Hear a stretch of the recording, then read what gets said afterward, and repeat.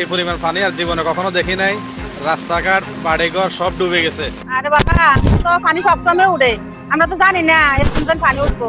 ঘরের মাল সামানা কিছু বাড়ি করতে পারছি না, সব পানির তলে। আমরা কই থাকবো, কি করবো, জায়গা পাইতেছি না। কি পানি আসবো না, এরকম পানি তো সবসময় এরকম পানি আর কোনোদিন আসবো না, এই কারণে আমরা কিছু বার করি নাই। শুধু আমাদের ছেলে মেয়েদের নিয়ে খালি পরনে কাপড় লয়ে যেতে পারি।